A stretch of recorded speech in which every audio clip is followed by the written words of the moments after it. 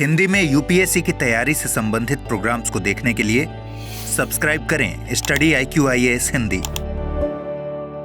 A very very very warm hearted welcome to all of you. This side is Abhinav Kumar भौरे और आज मैं आपके समक्ष लेकर प्रस्तुत हूं एक बहुत ही इंपॉर्टेंट टॉपिक जो रिसेंटली करंट अफेयर में भी है और इसका कन्वेंशनल डेटा भी काफी ज्यादा एग्जामिनेशन में आता है। अगर मैं आपको करंट इवेंट के बारे में बताऊं तो दुबई जो कि यूएई में आता है, वहां पर कॉन्फ्रेंस ऑफ पार्टीज या पार्टिसिपेंट जो कि UNFCCC की एक कॉन्फ्रेंस होती है, इसका आयोजन करा जा रहा था और करा जा रहा है बेसिकली। और ये कॉन्फ्रेंस जो है आने वाले 10-12 दिन चलेगी, काफी ज्यादा न्यूज में रहेगी और ये याद रखिए कि यूपीएससी पॉइंट ऑफ व्यू से काफी ज्यादा इंपॉर्टेंट हो जाती है। तो हम एक प्रयास करेंगे कि सारी कॉन्फ्रेंसेस को एक बार में कवर करें, उसे समझें और अंडरस्टैंडिंग डेवलप करें, ना केवल प्री पॉइंट ऑफ व्यू से but mains point of view से। अब यहां मेरी बात ध्यान से सुनिए, यहां दो अप्रोचेस हैं, यानी कि एक अप्रोच के तहत हम प्रयास करेंगे कि हम प्रिलिमिनरी पॉइंट ऑफ व्यू से चीजों को समझें और सेकंड अप्रोच में जो है वो हम स्टार्ट करेंगे इसका मेंस वाला पार्ट। डन। तो हम इसे स्टार्ट करें उसके पहले समझिएगा कि जो पर्यावरण है यानी कि एनवायरनमेंट है, इसके लिए 3 प्रकार की कॉन्फ्रेंसेस जनरली ऑर्गेनाइज कराई जाती हैं, यानी कि 3 प्रकार की आपको जो कॉन्फ्रेंसेस हैं या मीटिंग्स हैं या चर्चाएं हैं वो देखने को मिलेंगी। एक होता है बेसिकली जलवायु परिवर्तन के रिगार्डिंगली, दूसरा होता है सतत विकास और तीसरा होता है जैव विविधता। यानी कि या तो आप पर्यावरण को बचाने की बात करोगे इन सेंस ऑफ जब आप उसकी जैव विविधता अर्थात जो जीव पाए जाते हैं उनके संरक्षण की बात करेंगे। सेकेंडली या तो आप जो है वो सतत विकास यानी कि इस प्रकार का विकास, यहां 2 प्रकार के विकास होते हैं, मैं आगे आपको टेक्निकली समझाऊंगा। एक होता है सतत विकास, एक होता है धारणीय विकास, सस्टेनेबल डेवलपमेंट। ये 2 अलग चीजें हैं, वैसे इनमें तकनीकी तौर पर डिफरेंसेस हैं, जनरल सेंस में एक जैसे सुनाई देते हैं। और इसके अलावा एक है वो है जलवायु परिवर्तन अर्थात क्लाइमेट चेंज। तो अब इस चीज को समझिएगा in a form of a story. यहां आप देखेंगे मैंने फ्लो चार्ट में सारी इंफॉर्मेशन दे रखी है, अर्थात आप पाएंगे कि ये साइलेंट स्प्रिंग नामक बुक का आना, फिर UNFCCC का आना और इस प्रकार से जो है वो चीजों का ट्रिगर होना। तो हम इसे फ्लो चार्ट के माध्यम से समझेंगे और मैं दावे के साथ कहता हूं कि आपको सारी चीजें याद हो जाएंगी। तो हम इसे स्टार्ट करते हैं और समझते हैं। देखिए सबसे पहली इंफॉर्मेशन याद रखिए कि जो प्रकृति है, जो नेचर है, ये नेचर बिल्कुल न्यूट्रल कंडीशन में था। कब तक था? तो ये समय था जब तक कि औद्योगिक क्रांति नहीं आई। और इस चीज को समझिएगा, औद्योगिक क्रांति भारत में नहीं आई, चीन में नहीं आई। और वास्तविकता अगर मैं आपको बताऊं तो सच बात यह है कि आज के समय नरेंद्र मोदी हो या फिर जो है हमारे कोई भी प्रीवियस PM हो, हर एक PM का उठाकर आप स्टेटमेंट देख लीजिए यूनाइटेड नेशन में, कभी ना कभी इन्होंने जाकर यह स्टेटमेंट दिया है कि हम आने वाले वर्षों में नेट जीरो अचीव करेंगे। क्या है ये नेट जीरो? तो याद रखिए नेट जीरो कुछ नहीं है, यह कहना है कि जितना कार्बन डाइऑक्साइड हम उत्सर्जित करते हैं उतना कार्बन डाइऑक्साइड हम निकाल लेंगे और यह स्टेटमेंट देने के अगले ही साल हम जो है अपना कार्बन उत्सर्जन और भी तेज गति से बढ़ा देते हैं। यानी कि सच बात यह है कि भारत हो या चीन हो, ये देश इंक्लूडिंग हर वो विकासशील देश जो ये बात करता है कि हम कार्बन उत्सर्जन कम करेंगे, एंड ऑफ द डे हम उसे बढ़ा ही देते हैं और इसके लिए जिम्मेदार हम नहीं हैं। इस चीज को समझिएगा कि जो ग्लोबल वार्मिंग क्लाइमेट चेंज हम आज के समय देख रहे हैं उसके लिए विकसित देश जिम्मेदार हैं, विकासशील देश जिम्मेदार नहीं है। ये स्टेटमेंट बहुत पहले पूरे वर्ल्ड को क्लियर हुआ और अगर आपको मेरी ये बात गलत लग रही हो या इस पर कोई भी संशय हो तो एक बार इस वीडियो को पूरा देखें, मैं आगे समझाऊंगा कि क्या होता है क्लीन डेवलपमेंट मैकेनिज्म और क्या है कार्बन क्रेडिट और कैसे आप इसे जो है वो प्रूफ कर सकते हैं कि वास्तविकता यही है कि जो ग्लोबल वार्मिंग और क्लाइमेट चेंज है उसके लिए मूलतः जिम्मेदार देश जिस कंडीशन में आया है उसके लिए मूलतः जिम्मेदार देश जो है वो पश्चिमी थे। मैं चाइना को थोड़ा सा साइड करूं तो हम कह सकते हैं कि भारत तो एटलीस्ट नहीं था। आज के समय कार्बन डाइऑक्साइड का सबसे बड़ा उत्सर्जक राष्ट्र जो है वो चाइना है, सेकंड नंबर पे USA आता है। पर जो चेंजेस पहले से दिख रहे थे उनके लिए जिम्मेदार जो है वो पश्चिमी देश है। अब कहानी यहां से स्टार्ट होती है बेसिकली औद्योगिक क्रांति जो 1760 के दशक के पश्चात स्टार्ट हुई। याद रखिए इस औद्योगिक क्रांति के पश्चात लगातार उद्योगों का एस्टेब्लिशमेंट हुआ और इन इंडस्ट्रीज के एस्टेब्लिशमेंट के साथ लगातार कार्बन डाइऑक्साइड हो या कोई भी ग्रीन हाउस गैस हो उसका उत्सर्जन प्रारंभ होता है और प्रकृति के पॉल्यूशन का एक पूरा एरा, एक पूरा युग स्टार्ट होता है जिसमें 18वीं 19वीं और 20वीं शताब्दी में जो है लगातार प्रकृति के संसाधनों का दोहन, तथा साथ में लगातार जो संसाधन थे वो कम होते चले गए, लेकिन प्रकृति की स्थिति और भी खराब हुई। और फिर अचानक से गेम चेंजिंग थिंग आई, यानी कि एक ऐसी क्रांतिकारी चीज आई जिसने सभी को ये रियलाइज कराया कि डियर, कुछ खतरनाक होने वाला है, कुछ ऐसा होने वाला है जो आगे मानवों को समाप्त कर देगा पृथ्वी पर। यहां दो चीजें हैं, एक व्यक्ति थे माल्थस, उनकी थ्योरी, और सेकेंडली आप पाएंगे कि एक किताब जिसे कहा जाता था साइलेंट स्प्रिंग। अब यहां से स्टोरी पूरी स्टार्ट होगी और स्टोरी स्टार्ट होकर अंत तक पहुंचेगी जहां पे COP28 जो है वो कंप्लीट होगी। अब इस सिनेरियो में अगर आप आंसर लिखते हैं, मैं दावे के साथ कहता हूं कि एग्जामिनर ये समझ जाएगा कि जो स्टूडेंट है उसको टोटलिटी में सारे सिनेरियो की जानकारी है। बिफोर आई स्टार्ट, याद रखिए कि जो स्टडी IQ है इसके P2I बैचेस हो, यानी कि फाउंडेशन बैच हो, या टेस्ट सीरीज हो, या SIP प्रोग्राम हो, इन सभी में आज की तारीख अर्थात अगर मैं कहूं तो जिस समय वीडियो रिकॉर्ड कर रहा हूं 30 नवंबर तक, इसमें जो है वो सेल चल रही है। आप मिनिमम कॉस्ट में इसे प्रिवेल कर पाएंगे। जैसे P2I बैचेस की जो कॉस्ट है वो अभी आपको 22,999 दिखाई देगी, पर इसका विशेष ध्यान रखें कि ये डेट है, पहली चीज। और दूसरी चीज, अगर आप शुरुआत से शुरू कर रहे हैं अपनी प्रिपरेशन को, अर्थात आप जो है एक रॉ स्टूडेंट हैं, अभी स्टार्ट कर रहे हैं, तो याद रखिए आपके लिए बेस्ट होगा फाउंडेशन बैच। अगर आपने प्रिपरेशन काफी हद तक कर रखी है और अपनी प्रिपरेशन को शार्प करना चाहते हैं और प्रिलिमिनरी एग्जामिनेशन में अपनी सक्सेस को इंश्योर करना चाहते हैं, तो 200+ आवर का एक क्रैश कोर्स जो है वो स्टडी IQ प्रोवाइड करेगा, जिसे कहा जाता है बेसिकली SIP प्रोग्राम। तो याद रखिए जो SIP प्रोग्राम है ये उन स्टूडेंट के लिए है जो पहले से तैयारी कर रहे हैं और ये क्रैश कोर्स की तरह होगा। डन। ये याद रखिए कि ये SIP प्रोग्राम फाउंडेशन में एडेड है, यानी कि अगर आप फाउंडेशन बैच का पार्ट बनते हैं, P2I का पार्ट बनते हैं, तो इसमें MRP इंक्लूडेड है और SIP भी। MRP का मतलब है मेंस रेसिडेंशियल प्रोग्राम और SIP का मतलब है success in prelims programme. Success in prelims में आपको जो है वो क्रैश कोर्स प्रोवाइड करा जाएगा। अब इसका विशेष ध्यान रखिए कि SIP का जो कोर्स है इस पर भी सेल है, ये आपको जो है वो मिनिमम कॉस्ट पर मिलेगा। इसके अलावा अगर आप जो है वो तैयारी स्वयं कर चुके हैं और आपको ऐसा लगता है कि प्रिलिमिनरी एग्जामिनेशन के लिए आपको प्रैक्टिस करने की ज्यादा आवश्यकता है रादर देन आप पढ़ने की, तो आपके पास टेस्ट सीरीज का भी ऑप्शन है। ये SIP, टेस्ट सीरीज और फाउंडेशन, इन तीनों ही टाइप के प्रोग्राम्स में अभी सेल चल रही है।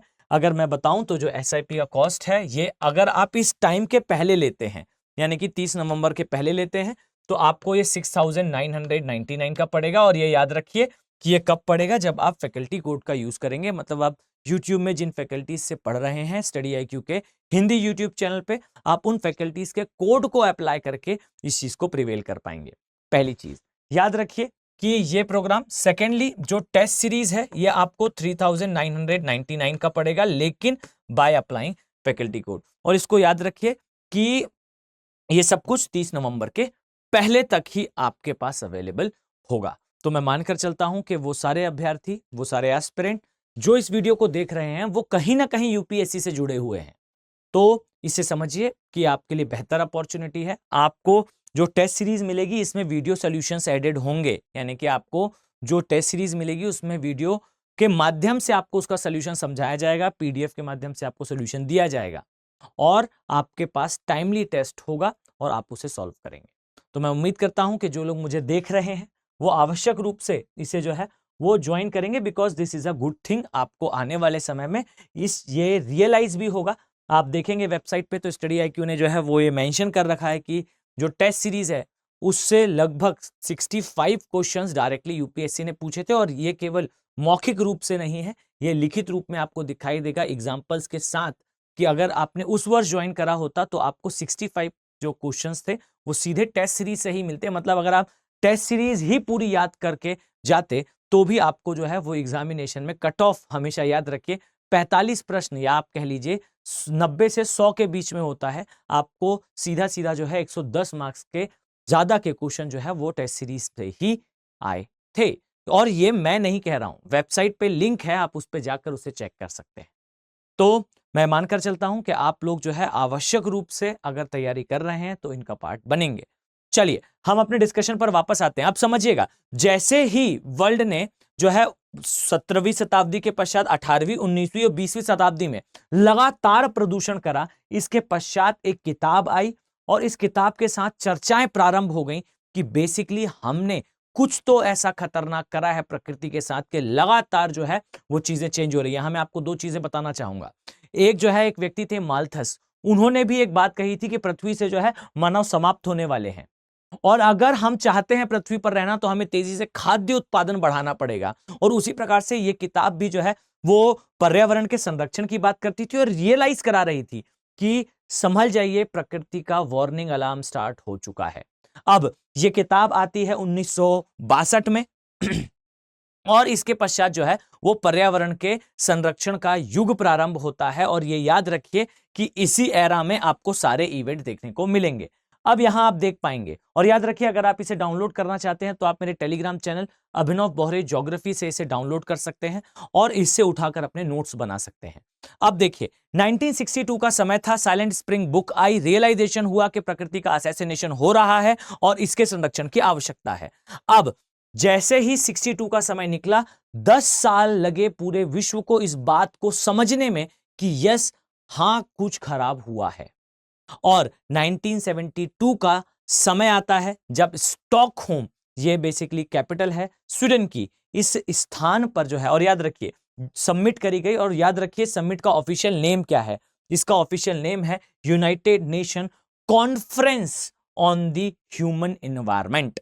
और ये हुआ कब? ये हुआ 5 जुलाई को। और याद रखिए, ये आप कह सकते हैं कि पहली पर्यावरण के संरक्षण के लिए जो है वो सबमिट करी गई थी। ऑफिशियली यूएन के द्वारा पहली सबमिट थी। और ये ध्यान दीजिएगा, ये 1972 को किस डेट को हुई थी? ये 5 जून को हुई थी। और यही कारण है बच्चे कि जो विश्व पर्यावरण दिवस मनाया जाता है, ये 5 जून को मनाया जाता है।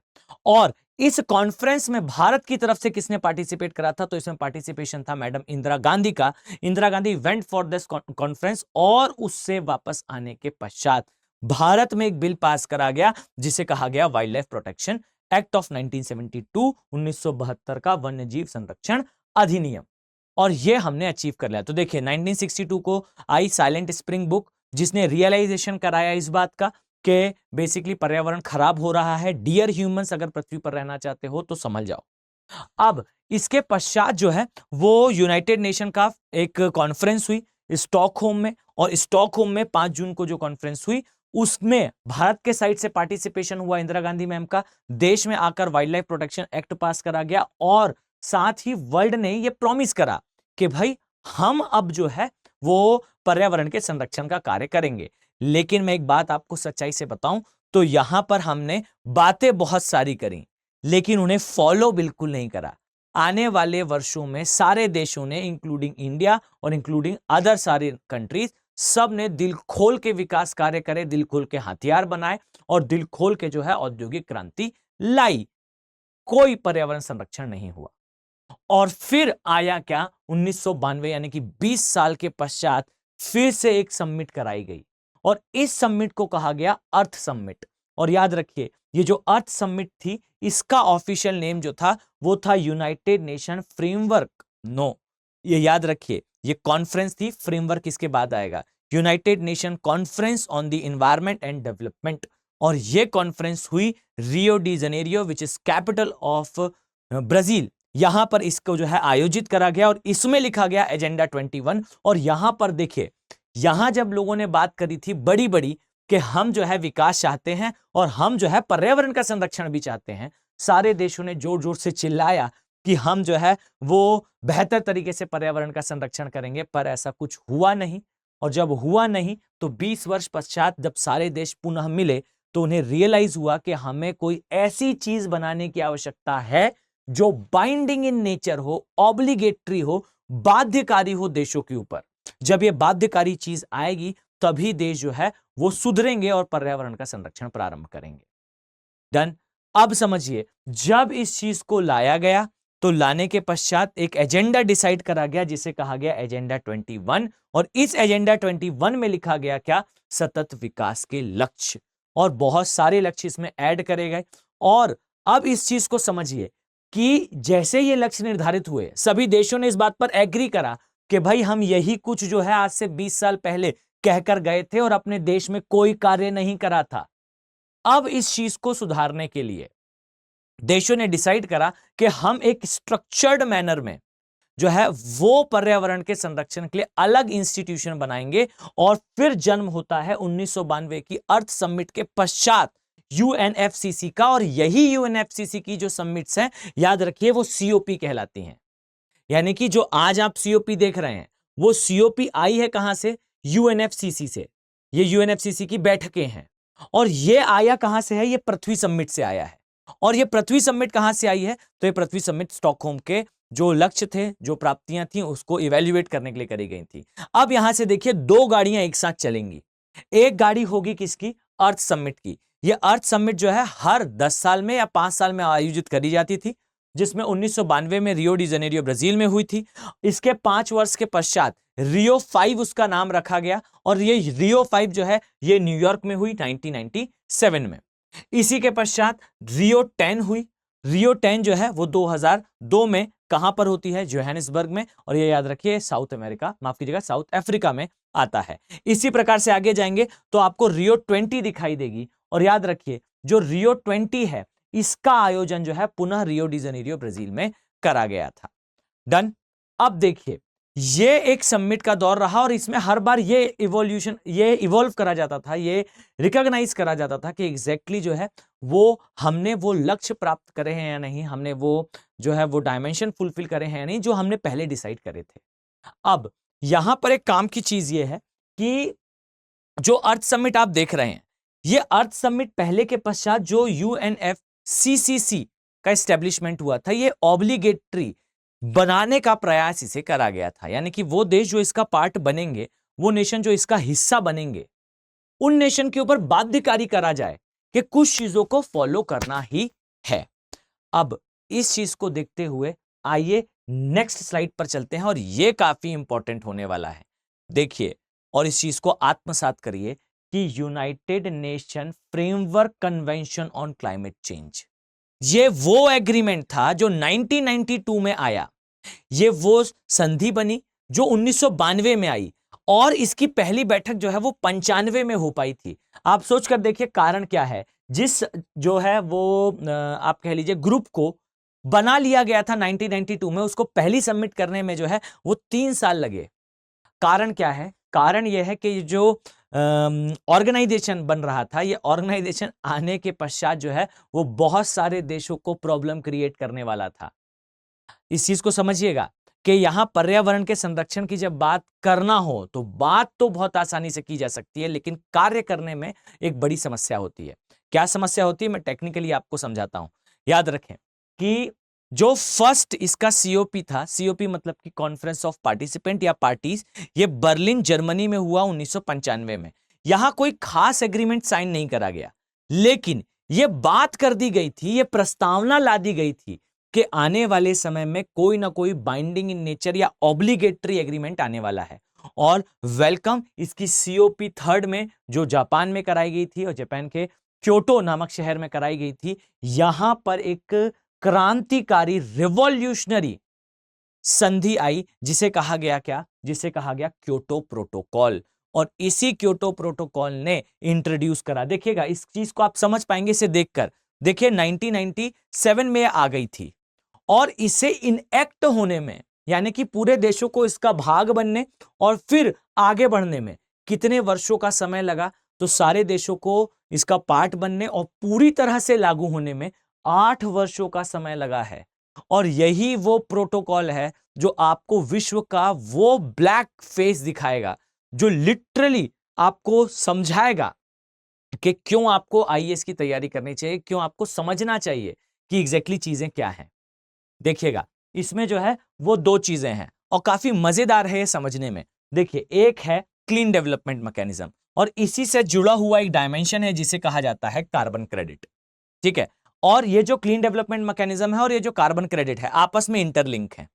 अब देखिएगा हम इसे समझेंगे तो बाय डिफॉल्ट पेरिस एग्रीमेंट समझ में आ जाएगा। देखिएगा 2 सबसे इंपॉर्टेंट सीओपी हैं, एक है सीओपी 3 और एक है सीओपी 21। अब सीओपी 3 में या कॉन्फ्रेंस ऑफ पार्टिसिपेंट या फिर कह लीजिए क्योटो प्रोटोकॉल में क्या कहा गया तो समझिए, इसमें स्पष्ट तौर पर यह उदाहरण दिया गया, मैं आपको रिपीट करूंगा और यहां आप इसे देख भी पाएंगे बेहतर तरीके से। देखिए, अगर मैं यहां ड्रॉ करना स्टार्ट करूं तो भाई ये है दक्षिण अमेरिका, जस्ट अ सेकेंड, ये है दक्षिण अमेरिका, इस तरीके से आप पाएंगे, कुछ इस तरीके से। यहां पर आपको जो है वो दिखाई देगा उत्तरी अमेरिका, इस तरीके से ये कैनेडियन शील्ड वाला पोर्शन है। और आ जाए, ये जो है ये बनकर रेडी है। इसी तरीके से आपको यहां पर जो है वो अफ्रीका दिखाई देगा, ये अरब का प्रायद्वीप, ये प्रायद्वीपीय भारत, और इस तरीके से चाइना और ये एरिया देखिएगा। अगर मैं आपसे कहूं कि ये जो देश हैं, इस तरीके से ये यूरोपियन नेशंस अर्थात स्मगलर्स का कॉन्टिनेंट, अगर मैं आपसे कहूं तो ये जो है वो देश हैं। और अब आप इसमें मुझे बताइए कि अब इस चीज को समझिएगा। देखें, ये जो हिस्सा आप देख रहे हैं वर्ल्ड का, ये हिस्सा, मैं इसकी बात कर रहा हूं। अब समझना स्टार्ट करिए कि क्या है क्लीन डेवलपमेंट मैकेनिज्म और वो क्यों इसको फायदा और कुछ को नुकसान दे रहा है, और फिर इन्हीं जो है देशों के बीच में लड़ाई होती है। देखिएगा, ये है वेस्टर्न वर्ल्ड, वेस्टर्न वर्ल्ड, और आपने आजकल काफी कॉइन हुआ वर्ड सुना होगा जिसे कहा जाता है ग्लोबल साउथ। कहां आता है ग्लोबल साउथ, तो आप इस चीज को अभी समझेंगे। यह है ईस्टर्न वर्ल्ड, ईस्टर्न वर्ल्ड। और ये याद रखिए, जो वेस्टर्न वर्ल्ड है कभी भी ईस्टर्न वर्ल्ड को जो है वो पसंद नहीं करता। मेरी बात हो सकता है आप में से कुछ लोगों को अजीब या खराब लगे, लेकिन एक बात मैं आपको सच बताऊं तो भारतीयों को या एशियन लोगों को कभी भी वेस्टर्न वर्ल्ड कोई पेटेंट देना ही नहीं चाहता था, कोई क्रेडिट भी नहीं देना चाहता था। इस चीज को समझिएगा कि बहुत सारे लोग जानते हैं कि भारतीय वेदों में, भारतीय किताबों में बहुत सारी ऐसी साइंटिफिक जानकारी है, बहुत सारी ऐसी साइंटिफिक इंफॉर्मेशन है जिसका पेटेंट जो है वेस्टर्न लोगों ने ले रखा है। विथ प्रूफ आप उसे प्रूफ कर सकते हैं वेस्टर्न नेशंस के सामने कि डियर, आप जिस चीज को बता रहे हैं कि आपके नेशन में, आपके वर्ल्ड में ये डिस्कवर हुआ है, ये इंडिया में एक्स नाम की किताब में, और इस किताब के पेज को नाप लीजिए, इसकी एज निकाल लीजिए, जिस समय का आपका पेटेंट है उसके पुराना इस पेज की आयु है और इस पर यह लिखा हुआ है। तो इसका पेटेंट इसके राइटर को नहीं दिया जा सकता, तो इंडिया को एटलीस्ट वर्बली तो दिया जाए। But never western world want to accept के ऐसा है, और यह बिल्कुल यथार्थ है, और आप इसे इन जनरल एक सर्च से भी समझ सकते हैं। अब देखिएगा, ये जो पश्चिमी देश हैं, यहां पर क्लीन डेवलपमेंट मैकेनिज्म क्या कहता है, तो देखिएगा, क्लीन डेवलपमेंट मैकेनिज्म यह कहता है कि एक बात बताओ, इंडस्ट्रियल रेवोल्यूशन कहां हुआ था? इंडस्ट्रियल रेवोल्यूशन हुआ था 1760 में पश्चिमी देशों में। पहले ब्रिटेन में हुआ, फिर बाद में जो है औद्योगिक क्रांति देखने को मिली अमेरिका साइड। तो भाई औद्योगिक क्रांति में हुआ क्या है? औद्योगिक क्रांति में हुआ यह है कि फर्नेस में डाला गया है कोल, अर्थात भट्टी में डाला गया है कोयला, कोयले को जलाया गया है, और जलाने से जो है वो लोहे को पिघलाया गया, इंफ्रास्ट्रक्चर अर्थात अधोसंरचनाएं बनाई गई, सीमेंट उद्योग लगे, लोहा इस्पात उद्योग लगे, स्टील उद्योग लगे, और इन्होंने मिलकर इंफ्रास्ट्रक्चर बनाया, और बनाने के पश्चात जो है उस इंफ्रास्ट्रक्चर का यूज करके ट्रेड करा, व्यापार करा, और उससे डेवलपमेंट गेन करा। अब यह सच है कि जो विकासशील देश हैं, ये मैं नहीं कहता हूं, ये जो है इसी सारी कॉन्फ्रेंसेस का कंक्लूजन है, और यही आधार है क्लीन डेवलपमेंट मैकेनिज्म का। अगर आपने इसे समझ लिया, इस स्पिरिट को समझ लिया, आपको समझ में आ जाएगा क्यों जो है वो पश्चिमी देश बार बार क्रिटिसाइज करते हैं पूर्वी देशों को। देन अब समझिए, जब जो पश्चिमी देश हैं, ये इसमें कहा गया कि एग्जैक्टली बात यह है कि जो देश आज विकासशील, आज विकसित कंडीशन में है, उन्होंने एक समय पर अपनी भट्टियों में, अपने फर्नेसेस में कोल को डालकर आयरन और मेल्ट करके उससे अधोसंरचना इंफ्रास्ट्रक्चर का डेवलपमेंट करा है, और उस आधार पर जो है विकास गेन हुआ है। ये जो विकास का फल है, ये एक कॉस्ट पर आया है, और वो कॉस्ट प्रकृति ने पे करा है। ठीक है, अब जब ये प्रदूषण हुआ, उसके पश्चात प्रकृति गंदी हुई, और अब बारी आई कि भाई इसे क्लीन करना है। पर इस ईयर को जरा ध्यान से देखिए, 1992 का ये युग है और 1991 में हमने अपने देश में एलपीजी लगाया था, जहां पर हमने लिबरलाइजेशन, प्राइवेटाइजेशन और ग्लोबलाइजेशन लाया और उद्योगों को आमंत्रण दिया था कि भाई आए हमारे देश में जो है वो उद्योग लगाएं और हमारे यहां भी विकास हो। अब भारत, चीन या फिर एशियाई देश जब डेवलपमेंट का स्टार्टिंग पॉइंट पर खड़े हैं, तब विश्व कह रहा है कि डियर अब जो है हमें प्रकृति बचाना है। प्रैक्टिकली समझिएगा इस चीज को कि ये एशियाई देशों के लिए और भारत के लिए और चीन के लिए संभव नहीं था। यह स्पष्ट बात थी कि यह अफोर्डेबल नहीं था भारत के लिए कि भारत जो है अपना औद्योगिक विकास रोक दे। वो भी किस लिए? वो भी इसलिए कि पश्चिमी देशों ने बीते 200 सालों में जो है प्रकृति को बहुत गंदा कर दिया है।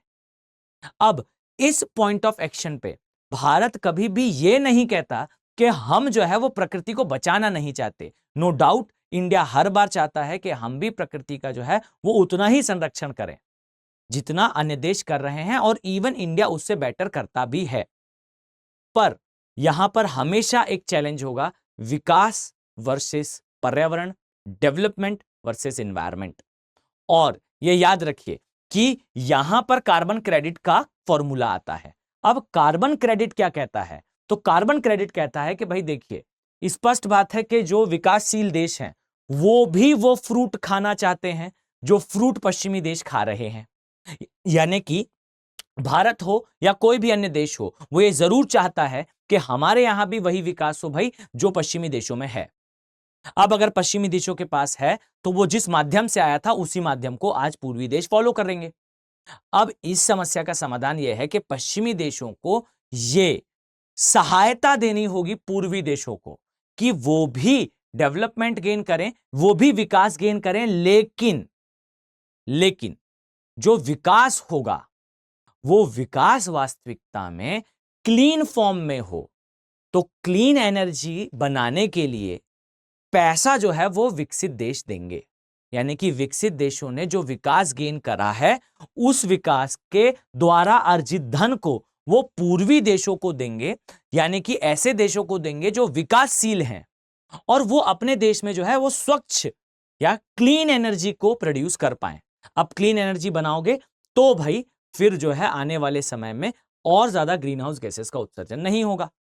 ये कहता है क्या? ये कहता है क्लीन डेवलपमेंट मैकेनिज्म। यानी कि जो क्लीन डेवलपमेंट मैकेनिज्म है ये कहता है कि जो विकसित देश हैं, जो डेवलप्ड नेशन है, ये मनी देंगे। किसे? ये मनी देंगे उन देशों को जो अभी डेवलपिंग हैं, अर्थात जो अभी अपने विकास के रास्ते पर चलना प्रारंभ कर रहे हैं। अब ये जो पैसा जाएगा ये क्लीन एनर्जी के लिए जाएगा, क्लीन एनर्जी के लिए जाएगा। अब समझिएगा क्लीन एनर्जी का मतलब क्या है? क्लीन एनर्जी का मतलब है आप उद्योग लगाइए, लेकिन ऐसे लगाइए कि वो उद्योग ज्यादा कार्बन डाइऑक्साइड का या ग्रीन हाउस गैस का उत्सर्जन ना करे। अब होगा क्या कि जब ये पैसा जाएगा इस देश के पास तो ये देश उससे उद्योग लगाएगा। अब भाई उद्योग लगा लेने भर से कुछ नहीं होता। उद्योग सिर्फ लगाने से अधोसंरचना नहीं बन जाएगी, इसे और पैसे की आवश्यकता है। अब समझिए यहां पर आता है कार्बन क्रेडिट। अब ये कार्बन क्रेडिट क्या है? तो देखिए वही क्योटो प्रोटोकॉल में कह दिया गया कि भाई एक स्पष्ट बात है। स्पष्ट बात यह है, अब यहां समझिएगा दो मैकेनिज्म बता रहा हूं मैं यहां। इसे कहा जाता है क्लीन डेवलपमेंट मैकेनिज्म, जहां पर कहा गया जो विकसित देश हैं वो विकासशील देशों को पैसा देंगे, और फिर आता है कार्बन क्रेडिट। अब कार्बन क्रेडिट क्या है? तो कार्बन क्रेडिट बेसिकली ये कहता है कि, और ये सब कुछ क्योटो प्रोटोकॉल से संबंधित है, ये कहता है कि भाई देखो जो विकसित देश है, डियर तुम एक बात बताओ, तुमने जो है विकास गेन कर लिया है, डेवलपमेंट कर लिया है। सब कहेंगे हाँ भाई। तो सुनिए, आप जो है वो X% जितना ही कार्बन डाइऑक्साइड निकाल सकते हो या ग्रीन हाउस गैस निकाल सकते हो। इस स्तर से ऊपर का कार्बन डाइऑक्साइड तुम नहीं निकाल सकते, और ये बाइंडिंग इन नेचर है, बाध्यकारी है कि इससे ऊपर का तुम कार्बन डाइऑक्साइड नहीं निकालोगे, क्योंकि तुमने निकाल कर प्रकृति को गंदा पहले कर रखा है। और जो विकासशील देश हैं उन्हें वाई अमाउंट का जो है वो कार्बन डाइऑक्साइड या फिर कोई भी ग्रीन हाउस गैस उत्सर्जन का अधिकार होगा।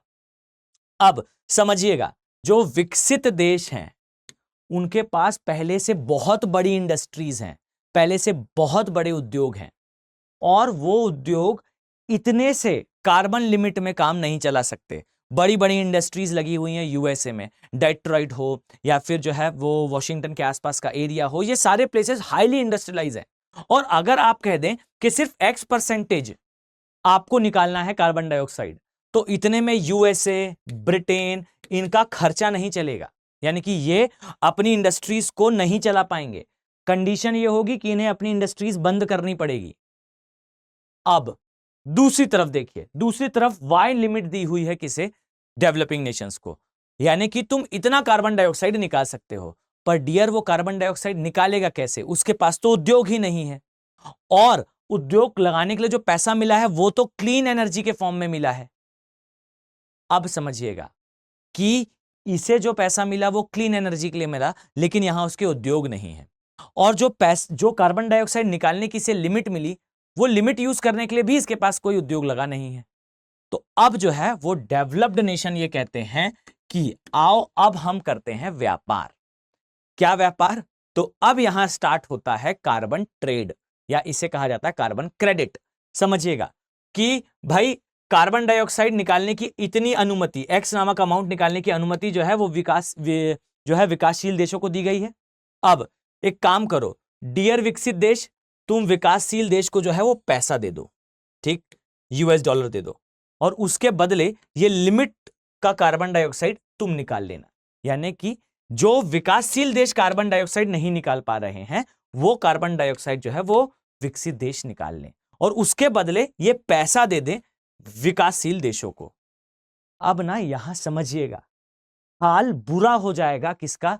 विकसित देशों का। एक तो पहली चीज, क्लीन डेवलपमेंट मैकेनिज्म में हमें पहले ही पैसा देना पड़ रहा है ताकि ये देश जो है वो क्लीन एनर्जी बनाए, और दूसरा कि हमें एक बार और पैसा देना पड़ रहा है। क्यों देना पड़ रहा है? ताकि जो है हमें कार्बन डाइऑक्साइड के उत्सर्जन की जो लिमिट है वो मिल पाए, ताकि हम अपने उद्योग चला पाए। और ये क्योटो प्रोटोकॉल कहता था, काफी स्ट्रिक्ट प्रोटोकॉल था और बाइंडिंग इन नेचर था। और ये जो प्रोटोकॉल था, इसमें कहा गया कि जो विकासशील देश हैं ये पैसा देंगे।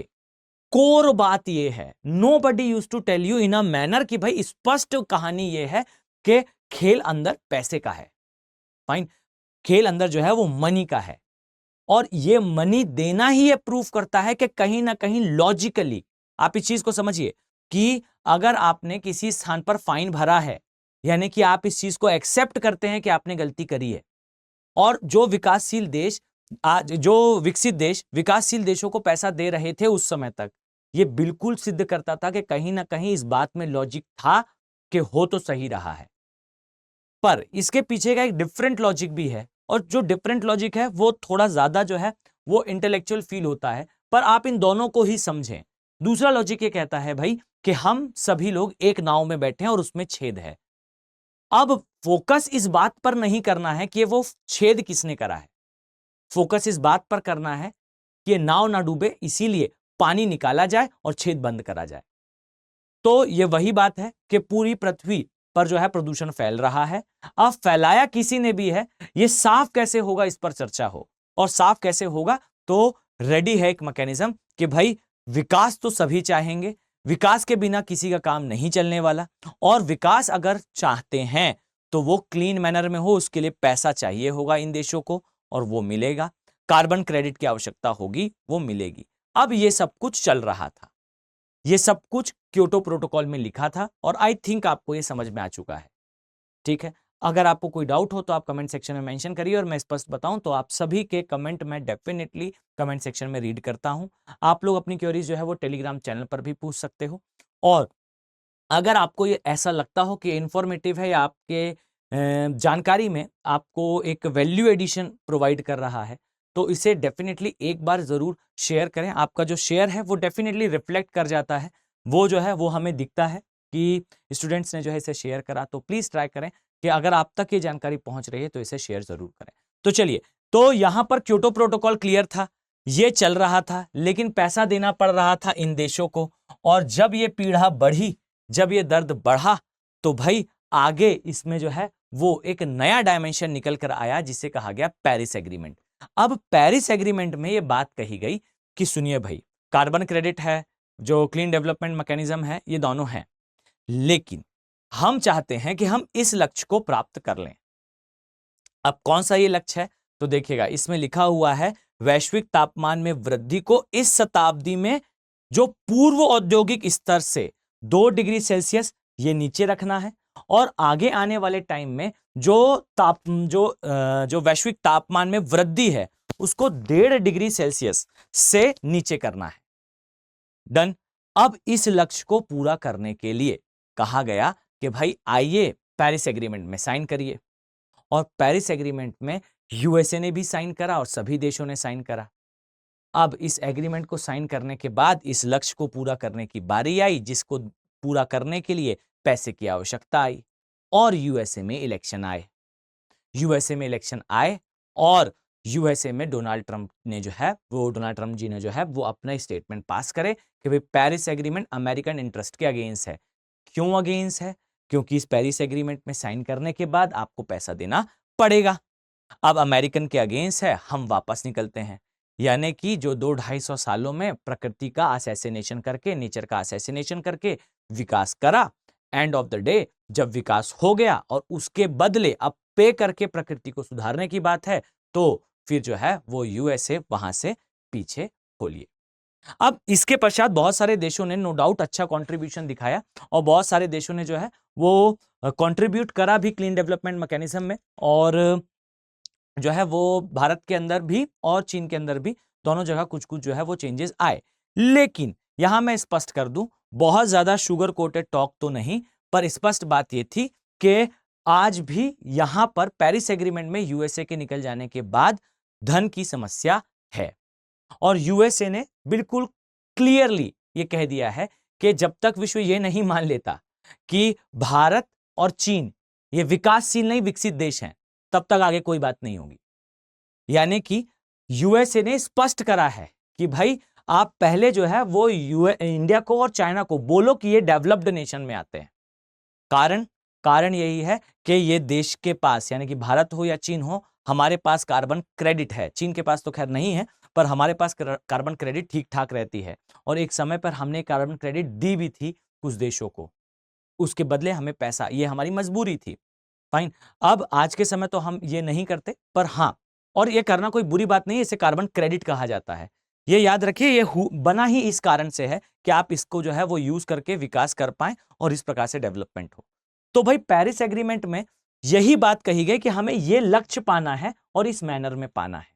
और इसके पश्चात ये 2015 में हुई थी, माफ कीजिएगा मैं इसे मेंशन नहीं कर पाया, ये 2015 में पेरिस में हुई थी। और याद रखिए, इसके पश्चात जो है वो देशों को कहा गया कि भाई हर साल हम मिलेंगे, इसके पहले भी मिल रहे थे, इसके बाद भी मिलते हैं, हर साल ये मिलेंगे और ये डिसाइड करेंगे कि जो पेरिस में हमने समझौते में हस्ताक्षर करे थे उसको कितने बेहतर तरीके से हम अचीव कर पाए।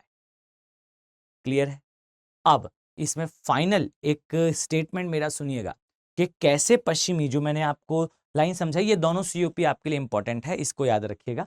अब इसमें जो मैं आपको एक बात मेंस पॉइंट ऑफ व्यू से समझाना चाहता हूं, वो ध्यान रखिएगा कि कभी भी पश्चिमी देश इस बात को एक्सेप्ट नहीं करना चाहते कि पूर्वी देश या तो आगे हैं और या तो उन्होंने पहले कभी कुछ अचीवमेंट करा है। इसमें चाहे किसी चीज के पेटेंट लेने की बात हो, कोई डिस्कवरी की बात हो, या फिर किसी टेक्नोलॉजी को शेयर करने की बात हो, ये कभी भी जो है कोऑर्डिनेशन नहीं रहा, और इसीलिए वर्ल्ड ने बहुत सारी चीजें फेस करी हैं। कभी समय होगा तो डिटेल में आपको बताऊंगा कि कैसे भारतीय वैज्ञानिकों के द्वारा खोजी गई चीजों को और भारतीय किताबों में बहुत पहले से लिखी गई चीजों को जो वेस्टर्न वर्ल्ड है उसने पेटेंट भी नहीं दिए, ऐसे हीरोज जिन्होंने अपनी लाइफ में 25-30 साल एक चीज की रिसर्च के लिए दिए, उसके बाद उसका मैनिफेस्टेशन करा वेस्टर्न वर्ल्ड में जाकर, उसे बताया, उसे समझाया, उन्हें पेटेंट नहीं दिया गया सिर्फ इसलिए क्योंकि उन्होंने जो है अपनी रिसर्च में इस पेपर को पब्लिश भी करा था कि ये चीज जो मैं लिख रहा हूं डियर, ये भारत में 1000 साल पहले किसी किताब में पहले से लिखी थी। ये अगर साक्ष्य उस वैज्ञानिक ने अपने रिसर्च में दिए तो उसे बेसलेस बताकर हटा दिया गया, और 2 साल के बाद जो है दोबारा से आए एक वेस्टर्न वैज्ञानिक और कह दिया गया कि ये जो है डिस्कवरी उन्होंने करी, और ये पेटेंट 25 साल तक उनके पास रहा, और जो भारतीय वैज्ञानिक थे उन्हें पेटेंट ही नहीं दिया गया। कोर्ट केस चला, इंटरनेशनल कोर्ट ऑफ जस्टिस में चला, और उसके बाद जाकर 25 साल बाद ये केस जीते, जब भारत सरकार ने खुद इंटरवीन करा, तब जाकर जो है वो एक भारतीय वैज्ञानिकों को जो है वो उसका क्रेडिट मिला, उसका फेम मिला, या फिर उसकी रिसर्च का उसे जो है वो नाम मिला। ये वेस्टर्न वर्ल्ड का, ये पश्चिमी देशों का असली चेहरा है। अब ये जो है ये कभी एक्सेप्ट नहीं करेंगे कि पूर्वी देशों ने कुछ अचीव करा। अब इस चीज को देखिए कि पूर्वी देश में भारत भी आता है और चीन भी आता है। अब सभी के लिए ट्रीटमेंट अलग अलग है। डन, मैं इस चीज को क्लियर कर दूं, इसके लिए ट्रीटमेंट अलग अलग है। अब यहां देखिएगा, मैं आपको एक स्टोरी समझाता हूं सिंपल लैंग्वेज में, और 2 मिनट में आपको समझ में आ जाएगी। देखिए, कार्बन डाइऑक्साइड मेन की पिलर क्या है भाई? मेन की पिलर है कार्बन डाइऑक्साइड। अब समझिएगा, ये जो कार्बन डाइऑक्साइड है ये उद्योगों से निकल रही है, वाहनों से निकल रही है। ये वाहन कहां है? पश्चिमी देशों में। तो पश्चिमी देश ना धीरे धीरे इंटेलेक्चुअली बात करना स्टार्ट करेंगे। यूएसए ऐसे नहीं काउंटर करेगा। बरमूडा ट्रायंगल बनाना था तो उसने अपने ज्योग्राफर्स की हेल्प ली थी। उसी प्रकार से अब कल्प्रेट कौन है? Carbon dioxide. तो कहना स्टार्ट कर दो कि भाई कार्बन डाइऑक्साइड से ज्यादा पोटेंशियल जो है वो तो मीथेन में होता है। ठीक है, कार्बन डाइऑक्साइड से कई गुना ग्रीन हाउस का पोटेंशियल होता है मीथेन गैस में। और अब बोलना स्टार्ट करो कि भाई असली कल्प्रेट गैस तो जो है वो कार्बन डाइऑक्साइड नहीं, मीथेन है। अब वर्ल्ड बोलेगा भाई मीथेन कहां से आती है? तो सीधा जोर से बोलो कि भाई पूर्वी देश क्या करते हैं? पूर्वी देश जो है वो धान खाते हैं, चाहे इंडिया हो चाहे चाइना हो। ये क्या खाते हैं? ये खाते हैं राइस, पैडी, या आप धान कह लीजिए। अब ये जो धान है, धान के खेत से बहुत निकलती है, और पूर्वी देश जो है वो बीते 1-2 हजार साल से जो है वो खेती कर रहे हैं और धान उगा रहे हैं। एविडेंसेस देख लो, इंडिया और चाइना के फूड में आप पाओगे बीते 1000 साल से ये पूर्वी देश जो है वो धान खा रहे हैं, मीथेन निकाल रहे हैं, और पर्यावरण का प्रदूषण इनके कारण हुआ है, क्योंकि मीथेन में तो ज्यादा पोटेंशियल होता है। अब जो बॉल है वो किसके पाले में आ गई? वो बॉल आ गई हमारे साइड, कि भाई हमने जो है वो क्या करा है? प्रदूषण करा है, और ये जो है वो वैश्विक जलवायु प्रदूषण में जो है वो कंट्रीब्यूट करा है। अब यहां से ईस्टर्न वर्ल्ड बोलना स्टार्ट करा कि वेरी गुड, एक बात बताओ, तुम क्या खाते हो? वेस्टर्न वर्ल्ड क्या ईट करता है? याद रखिए, वेस्टर्न वर्ल्ड जो है वो मीट ईटर है। मेनली जो डाइट है उसमें मीट का एक बड़ा पार्ट आता है। अब मीट पेड़ पे तो उगता नहीं है, मीट जो है वो एनिमल ही होता है, और एनिमल हवा पर तो जीवित नहीं है। एनिमल खाता क्या है? एनिमल तो जो है वो ग्रेन्स ही खाएगा। अब ये बात फिर पूर्वी देश कहते हैं कि डियर एक बात बताओ, विश्व का जो 80% एग्रीकल्चरल लैंड है, यानी कि विश्व की 80% जो कृषि योग्य भूमि है, उस कृषि योग्य भूमि में क्या उगाया जाता है? क्या वो चीजें उगाई जाती हैं जो मानव खाते हैं, या वो चीजें उगाई जाती हैं जो पशु खाते हैं? आंसर इज के 80% of world agricultural land used to produce a crop which is eat by a animal, यानी कि एक पशु के द्वारा खाए जाने वाली क्रॉप्स का उत्पादन होता है। और उस पशु को जो है वो कौन खाता है? वो सामान्यतः इन जनरल तो भाई पूरे वर्ल्ड में मीट ईटर्स हैं, यानी कि पूरे वर्ल्ड में कहीं ना कहीं लोग हैं जो मीट को प्रोमिनेंट डाइट मानते हैं। पर इस चीज का विशेष ध्यान रखें कि आप भारत में कह सकते हैं कि हाँ, कुछ लोग जो है वो नॉन वेजिटेरियन होंगे, ये बिल्कुल नॉर्मल है। लेकिन हमारी डाइट में फिर भी मेन जो है वो 7 दिन मीट नहीं होता। बट पश्चिमी देशों में ऐसा है कि 7 दिन मीट होता है, यानी कि यहां पर मीट ईटिंग कल्चर है। अब मीट ईटिंग कल्चर है तो डियर वर्ल्ड की 80% जो परसेंट एग्रीकल्चरल लैंड है उसका डायरेक्टली नहीं तो इनडायरेक्टली आप ही यूज करते हैं। तो इस प्रकार से जो है वो चलता रहेगा। ठीक, कि कभी कहेंगे कि पूर्वी देश कि भाई तुम्हारे कारण हुआ, कभी पश्चिमी देश कोई रास्ता निकालेंगे ये बात प्रूफ करने का कि पूर्वी देशों ने के कारण जो है वो हो रहा है क्या? प्रदूषण। अब वहां चीन का उदाहरण आएगा कि भाई सबसे ज्यादा कार्बन डाइऑक्साइड चीन निकालता है, जिसमें कोई शक भी नहीं है। मैं स्पष्ट बात कह दूं कि यहां पर वर्ड जब आ रहा है ना ग्लोबल साउथ, इसके पीछे की अपनी एक जियोपॉलिटिक्स है। अगर आप लोग इंटरेस्टेड हो तो कमेंट सेक्शन में बताइएगा, मैं डेफिनेटली एक आपको जो है वीडियो बनाकर ये चीज समझाऊंगा कि क्यों ये वर्ड आ रहा है ग्लोबल साउथ। पश्चिमी पूर्वी से जो है वो थोड़ा सा आगे बढ़ चुका है, क्योंकि पूर्वी कहो ना तो इंडिया और चाइना एक तरफ हो जाते हैं, और पूर्वी को क्रिटिसाइज करो तो इंडिया भी क्रिटिसाइज हो जाता है। तो अब एक नया डायमेंशन ला रहे हैं ग्लोबल साउथ, जिससे क्लियर करा जा सके सब चीजों को। तो इस चीज को याद रखिए कि आपको प्री और मेंस दोनों पॉइंट ऑफ व्यू से चीजों को समझना होगा कि किस प्रकार से ट्रिगर होता है। आई होप आपके लिए वीडियो इंफॉर्मेटिव रहा होगा, आपके लिए जानकारी महत्वपूर्ण होगी। आप इसे डेफिनेटली शेयर करेंगे और अगर आप इसे टाइमली वीडियो को देख रहे हैं तो याद रखिए कि आपके पास एक बेस्ट अपॉर्चुनिटी है इस बैच का पार्ट बनने की। ये याद रखिएगा, P2I यानी कि फाउंडेशन उन स्टूडेंट के लिए जो अभी तैयारी स्टार्ट कर रहे हैं, सेकंड SIP उन स्टूडेंट के लिए जो तैयारी पहले से कर रहे हैं और अभी जो है वो अपनी तैयारी को और शार्प करना चाहते हैं, और टेस्ट सीरीज उन स्टूडेंट के लिए जो अपने आप को टेस्ट करना चाहते हैं और इंप्रूवमेंट चाहते हैं। सभी पर डिस्काउंट है, सभी पर जो है वो कॉस्ट कम है। अगर आप लेने का विचार कर रहे हैं तो अब विचार मत करिए, अब आप निर्णय लीजिए और ज्वाइन होइए। इसमें याद रखिएगा कि पोर्टल में ओपन करने पर आपको लाइव और अदर कोड भी दिखाई देते हैं, आप उन्हें अप्लाई करके देख लीजिए। आपको कॉस्ट इससे कम नहीं दिखाई देगा, आपको इतना कॉस्ट तो सिर्फ और सिर्फ फैकल्टी कोड को यूज करके ही मिलेगा, और आप उसी फैकल्टी का कोड यूज करिए जिनसे आप लगातार जो है वो पढ़ रहे हो या आपको ऐसा लगता हो कि आप उनसे आगे भी पढ़ते रहेंगे। तो भाई चलिए मिलते हैं नेक्स्ट वीडियो में और इसी प्रकार की एक इंफॉर्मेशन के साथ। Have a very nice day. Thank you. Hindi में यूपीएससी की तैयारी से संबंधित प्रोग्राम्स को देखने के लिए सब्सक्राइब करें स्टडी IQ IAS हिंदी।